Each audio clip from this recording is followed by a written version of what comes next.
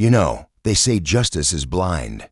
But if you've spent 5 minutes in a real courtroom, not the ones on TV, but the ones that smell like floor wax and stale coffee at 8 in the morning, you know that's a lie. Because justice sees everything, especially your bank account. And it definitely saw Elias Thorne, a 50-year-old black man pushing a yellow mop bucket across the marble floors of the Chicago Federal Plaza, invisible to everyone except maybe the security guards who nodded at him. On their way to the vending machines, Elias was part of the furniture, a ghost in a navy blue jumpsuit with the name Elias stitched in cheap red thread over a heart that had been broken more times than he cared to count. But on this particular Tuesday, the air in courtroom for 104 felt heavy, heavier than usual. Like a storm was brewing right there under the fluorescent lights. It was the trial of the century, or at least that's what the newspapers were calling it, featuring Elena Vance, the 36-year-old tech prodigy who had supposedly cracked the code on infinite clean energy, a woman worth billions on paper, but who looked like she didn't have a friend in the world. As she sat at the defendant's table, her posture perfect, but her hands shaking just enough to rattle the water glass in front of her. She was facing charges of intellectual property theft, accused by a massive conglomerate called Apex Dynamics of stealing the very invention that was supposed to save the world. And looking at her, you saw a woman who was used to controlling everything suddenly realizing she was strapped into a car with no brakes. Elias had finished mopping the back row, trying to make himself scarce before the heavy hitters arrived, but he lingered, pretending to scrub a stubborn scuff mark because he knew something was wrong. He'd spent 20 years in rooms like this, not as a janitor, but as a shark, a man who could talk a jury into believing the sky was green if he had the right evidence. Before life and a corrupt system chewed him up and spit him out, he watched the clock tick past 9, then 9:15, and the 6 leather chairs next to Eleanor remained empty. Her legal team, the high-priced sharks from Sterling and Locke, were nowhere to be seen. And the silence in that room grew so loud it was screaming. Judge Harrison, a man with a face like a crumpled paper bag in patience to match, finally slammed his gavel and asked, "Ms. Vance, do you intend to proceed via telepathy, or is your counsel actually planning to join us today?" And Elena stood up, and I'm telling you, her voice was small, terrified. The voice of a little girl lost in a supermarket, saying, "Your Honor, I don't know where they are. They aren't answering my calls." The prosecutor, a guy named Marcus Sterling, no relation to the firm, just a coincidence that proved God has a twisted sense of humor, stood up with a grin that looked like a jagged scar, smoothing his $3,000 suit, and said, "Your Honor, this is clearly a delay tactic. The defendant knows she has no case. We move for a default judgment." And the gallery buzzed, the reporters typing furiously on their phones. Sensing blood in the water. Judge Harrison sighed, rubbing his temples. "Ms. Vance, without counsel, I have no choice but to." And that's when it happened. The moment that split the universe into before and after, because Elias Thorne, the man invisible to everyone, dropped his mop handle against the bucket with a loud, metallic clang that echoed like a gunshot. "I'll represent her," Elias said, his voice rusty from disuse, but carrying a resonance that cut through the murmur like a knife. The room froze. I mean, absolute stillness. People turning around with that look of confused amusement you give a crazy person on the subway. And Marcus Sterling actually laughed, a short, barking sound. "Excuse me? The janitor wants to play lawyer? Is this a hidden camera show?" Elias didn't flinch. He didn't look at the laughing crowd. He walked past the bar, wiping his hands on his jumpsuit, and looked straight at the judge. "My name is Elias Thorne, Your Honor, and I am a member of the Illinois State Bar. License number 404902. Inactive status as of 2 years ago due to financial constraints, but valid." And he pulled a worn, laminated card from his back pocket, placing it on the judge's bench like he was laying down a royal flush. Judge Harrison picked it up, squinting, then looked at Elias, then at the card, and his eyebrows shot up into his hairline. "Thorne. Elias Thorne? The same Thorne who argued the Grimshaw case in '08.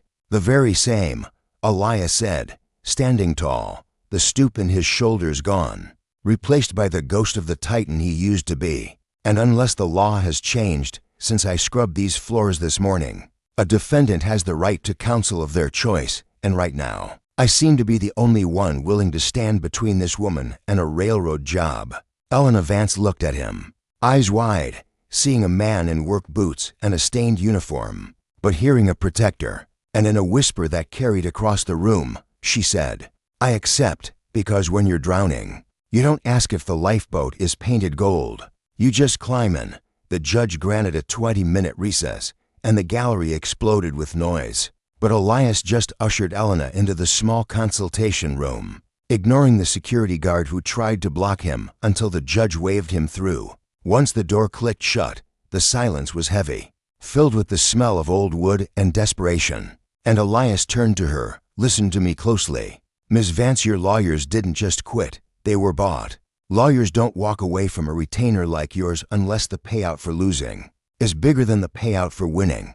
Elena sank into a chair, looking at this janitor like he was an alien. "Who are you?" she asked, and Elias sighed, sitting on the edge of the table. "I'm the guy who's going to save your life, but first, you need to tell me the truth, not the press release version. The ugly truth." She told him everything about her company, Lumina Tech, about the solid-state battery that could power a city block for a month on a single charge, technology that would make oil obsolete overnight, and how Apex Dynamics suddenly appeared out of nowhere claiming she stole the blueprints from them 5 years ago, producing digital records that looked authentic. Elias listened, his eyes narrowing, his brain dusting off the old gears, calculating angles, and he asked, "The digital records Apex has, they're time-stamped, right? Predating your patent?" "Yes," Elena said, tears forming, "but I didn't steal it. I wrote the code in my dorm room." "I believe you," Elias said, and hearing that, Elena broke down, sobbing, because nobody had believed her for months, not even her own team. "But believing isn't proving." Elias continued, "I need to see everything, your servers, your original hard drives, the messy notes on napkins, everything. I can take you to the office," she said, wiping her eyes. "No." Elias checked his cheap plastic watch. "I have to finish my shift. I've got 3 bathrooms on the 4th floor and the judge's chambers to vacuum. I can't lose this job. Ms. Vance, I have rent to pay." She stared at him, stunned. "I'll pay you. I'll pay you whatever you want."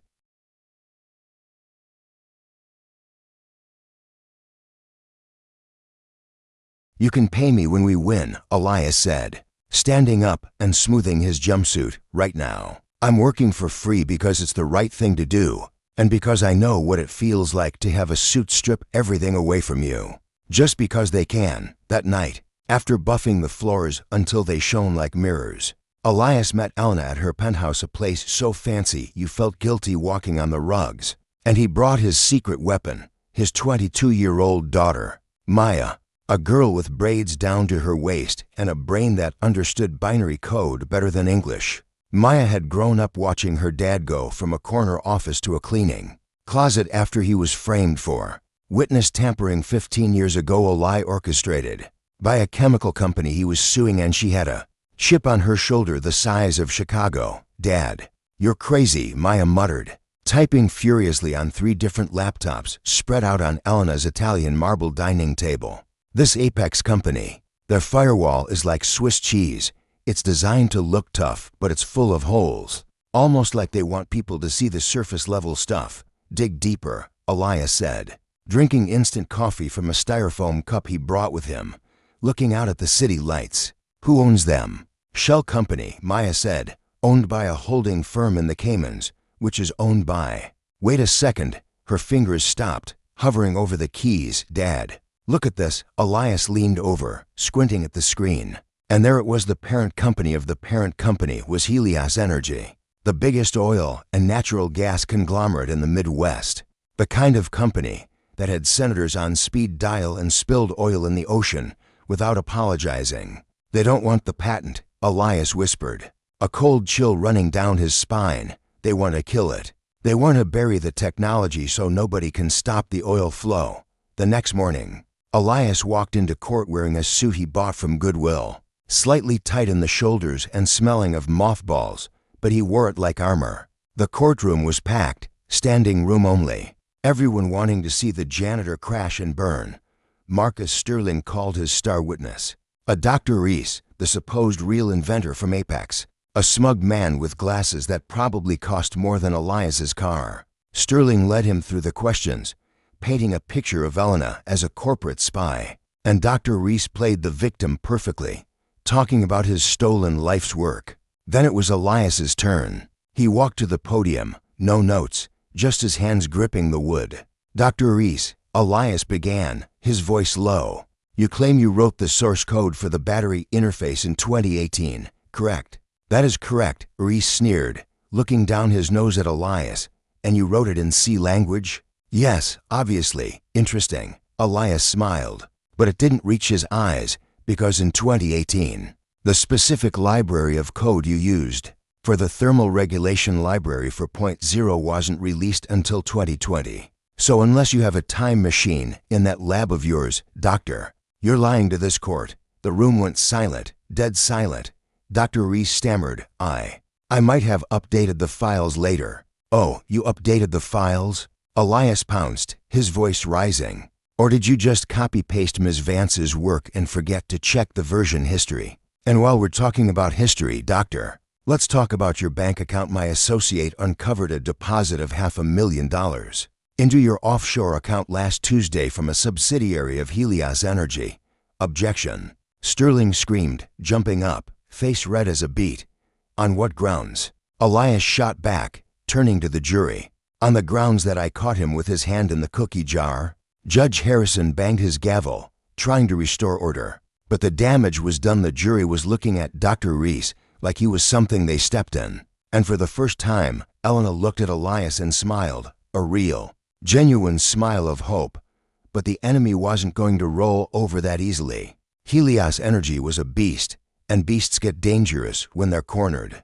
That night, Elias's apartment, a two-room walk-up in the south side, was tossed, completely destroyed. Furniture slashed, family photos smashed on the floor. It was a message, back off. Elias stood in the wreckage of his life, holding a broken picture frame of his late wife, shaking not with fear, but with a rage that burned hot and white. Maya walked in behind him, terrified. Dad, they know where we live.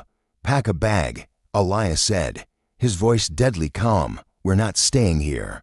They moved into Elena's estate, into the guest house, turning it into a fortress. Elena hired private security, ex-military guys who looked like they chewed glass for breakfast. But the atmosphere was tense. They were a strange family, the billionaire, the janitor, and the hacker eating takeout on fine china, waiting for the other shoe to drop. And drop it did. 3 days later, Elena's former personal assistant, Sarah, showed up at the front gate at 3 a.m., sobbing, looking over her shoulder like the devil was chasing her. They made me do it, she cried as Elias and Elena brought her into the kitchen. They said they'd hurt my sister. I gave them the passwords. I gave them your schedule. But I heard them talking tonight. Elena, they aren't going to let you win the trial. What do you mean? Elias asked, handing her a glass of water. They said the legal route is too messy now that the janitor is involved, Sarah whispered. Trembling, they're sending a cleanup crew. Tonight. Elias looked at the security monitors on the wall. Everything looked quiet. Peaceful even. The manicured lawns bathed in moonlight, but then he saw it. A shadow moving where no shadow should be. Then another. The perimeter sensors didn't trip. They hacked the system, Maya said, her face pale. Staring at her laptop, the cameras are on a loop. Dad, they're already inside the grounds. Panic room, Elena said. Grabbing Elias's arm, we have to go to the panic room in the basement. Go, Elias ordered. Grabbing a heavy iron poker from the fireplace, I'll buy you time. No. Elena screamed, I'm not leaving you behind. I'm the help, remember? Elias gave her a sad, brave smile. I clean up the messes. Now go. He pushed them toward the hidden door in the library and turned to face the hallway. Just as the front glass shattered, the sound of breaking crystal signaling the arrival of men who didn't care about lawsuits or patents. Men who only spoke the language of violence. Elias Thorne, the man who spent 15 years invisible, was about to be the only thing standing in the way of a massacre.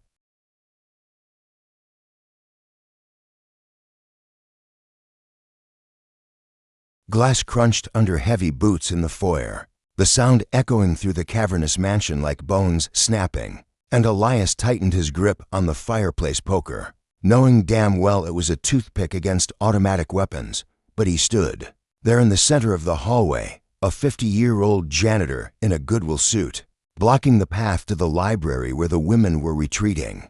He heard the tactical whispers, the professional movement of men who killed for a living, and for a second, he thought about his wife, about the life they could have had, and he thought, "Not today, you sons of bitches, not today." Suddenly, the lights in the mansion died. Maya, bless her genius heart, had cut the main breaker from her phone before locking the panic room door, plunging the house into pitch blackness.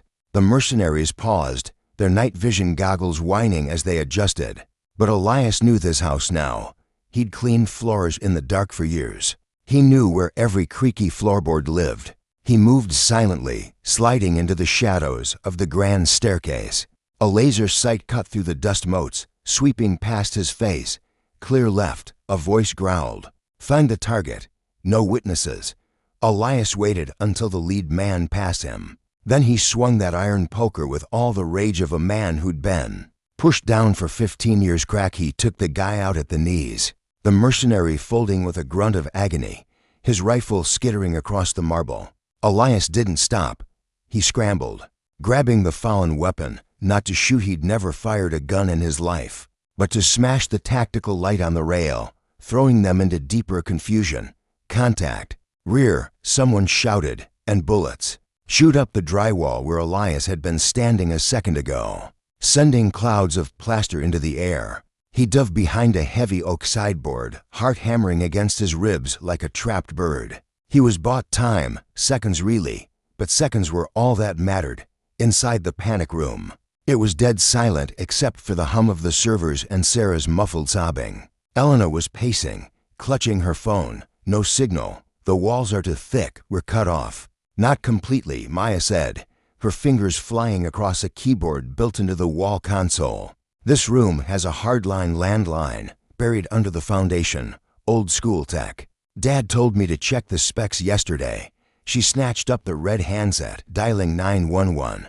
Come on, back upstairs." Elias was cornered.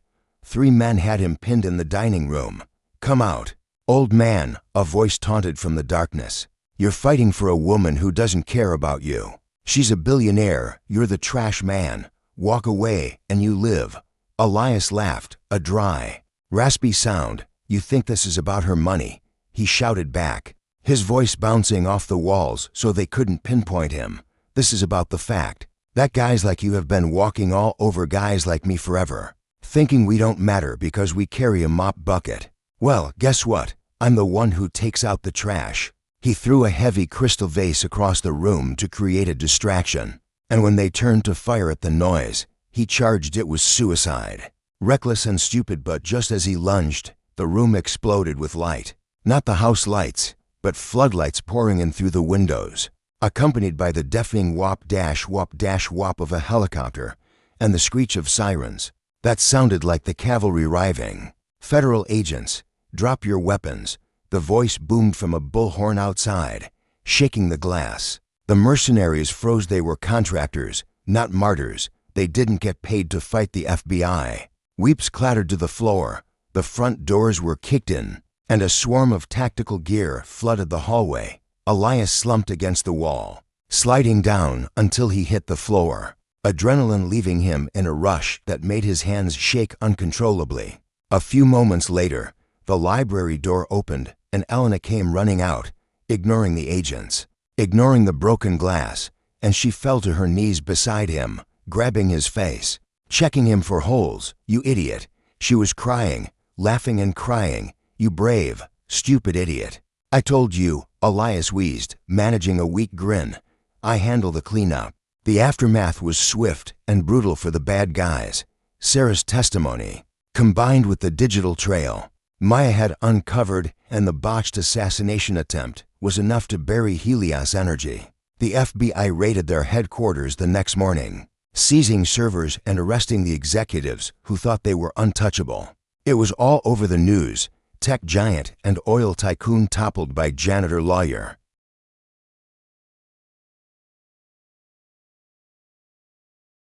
But the real victory came 2 weeks later, back in courtroom for 104. The charges against Elena were dismissed with prejudice, meaning they could never be brought again. When Judge Harrison banged the gavel, the courtroom didn't just clap, they cheered. Even the stenographer was smiling. Outside on the courthouse steps, it was a circus. Microphones were shoved in Elias's face, people asking him how it felt to be a hero. He looked uncomfortable, adjusting his tie, until Elena stepped up beside him, putting a hand on his shoulder, not in a condescending way, but like an equal. "Mr. Thorne isn't just a hero," she told the cameras, her voice strong.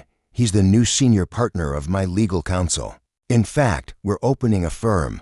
Elias looked at her, eyebrows raised. "We are. Thorne and Vance," she whispered to him. "I provide the funding. You provide the brains. We take cases for people who can't fight back. Pro bono, civil rights, the little guys." "I like the sound of that," Elias said. "But I have one condition." "Name it." "I hire the janitorial staff myself." He grinned. "And I pay them double." 6 months later, the firm of Thorne and Vance was occupying 3 floors of a downtown skyscraper. Maya was running their cybersecurity division and finishing college on Elena's dime, and Elias was finally sitting in a corner office again. But he didn't have a view of the park this time. He had a view of the city he loved. It was late one rainy Tuesday evening. The office was quiet. Elias was packing up his briefcase, a nice leather one this time, when Elena walked in holding 2 glasses of cheap whiskey. She set one down on his desk. "You know," she said, leaning against the doorframe, "I never really thanked you for that first day. For picking up the mop bucket and the fight." "You thanked me plenty," Elias said, taking the glass. "You gave me my life back." "We saved each other," she corrected him. She walked over to the window, watching the rain streak the glass. "It's funny. I spent my whole life building batteries, trying to store energy. But I didn't have any myself until you showed up. I was running on empty." Elias stood up and walked over to stand beside her. They weren't billionaire and janitor anymore. They were just 2 people who had seen the worst of the world and decided to be the best of it. He reached out, hesitating for a second, then took her hand. It was warm. "Well," Elias said softly, looking at their reflection in the glass, "I think we've got plenty of energy now." They didn't kiss, that's Hollywood stuff. They just stood there, holding hands, watching the city lights flicker like a million little hopes in the dark. It was better than a kiss. It was a promise. So, folks, here's the kicker, the thing that keeps me up at night. We walk past people like Elias every single day. The guy emptying your trash, the woman scanning your groceries, the person fixing the pothole in front of your house. We look right through them. But what if we didn't? What if the person holding the mop holds the answer to your prayers? I want to know what you think if you were in Elias's shoes, with a safe job and a quiet life. Would you have risked it all to stand up for a stranger who lived in a tower you weren't allowed to enter? Or would you have kept your head down and kept mopping? Let me know in the comments below, because honestly, I'd like to think I'd be brave enough to drop the mop, but you never know until the judge asks, "Who represents this woman?" Until next time, keep your eyes open. You never know who the heroes are.